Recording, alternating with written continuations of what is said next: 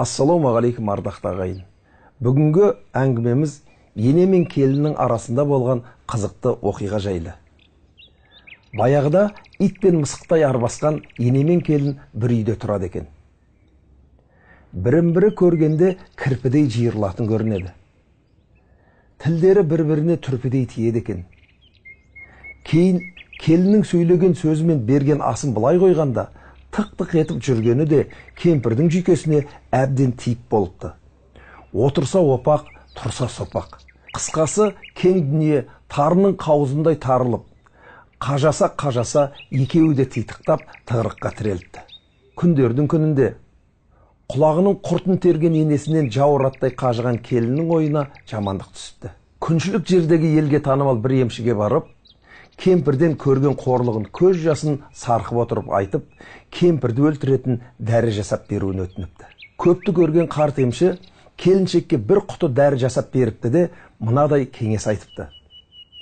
Бірден өліп қалатын болса, бала шағасы, туған туысқандары сенен көрері анық. Сондықтан бұл дәріні күнде аздап беріп отырасың. 3 ай өткенде кемпірдің шаруасы бітеді. Қатаң ескертер бір жайт, ол кісіге бұрынғыдай сөз қайтарма.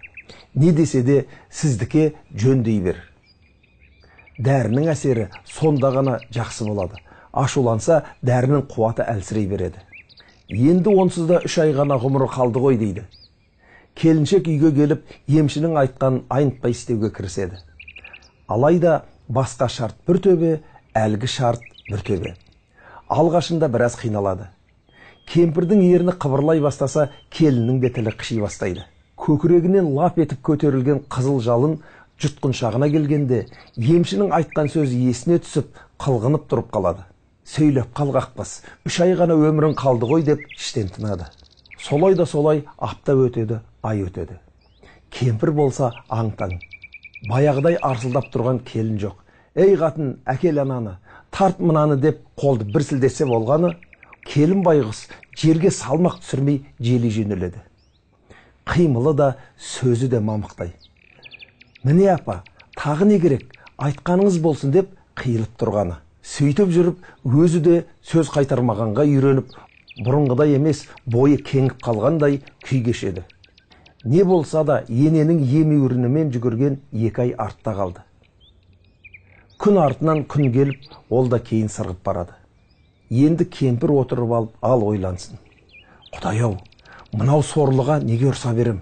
Сонша не жазып еді деп өзін кінәлай бастайды.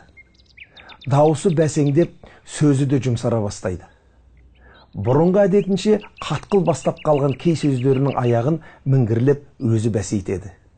Бір күні мынандай оқиға болады.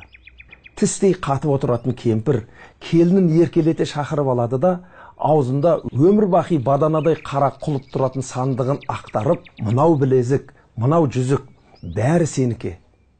Мен оны көрге алып кетеді ғой дейсің бе, тағып ал, көркейіп жүр қарғам деп елжірейді. Міне қызық, енесінің қылығына көңілі бордай босап қоя берген келіншек ауызғы бөлмеге атып шығып, қос білегін тізесіне қоя отыра кетеді. Қайран енем-ай, өлеріңді білгенің бе, бұл неткенің? Қасиетіңді ғұмырыңның соңында бірақ білдім ау, бірақ ай қалғанда, бірақ ай деп бетін басып ағыл тегіл жылайды. Содан соң кейін өкпесін қолына алып, өткендегі емшіге жүгіреді. Өзінің оңбай қателескенін айтып, әлгі ішірткіңіздің күшін қайтарып, енемді аман алып қалатын дәрі жасап беріңізші деп жылап еңіреп етегіне оралады. Тартысы мол өмірде талайды басынан кешірген әлгі емші келіншекке былай дейді. Мен берген дәрі кәдімгі су болатын. Адамға ешқандай зияны жоқ. Менің мақсатым орындалды. Енең Алланың берген жасын жасайды. Әзір өлмейді, бара ғой депті.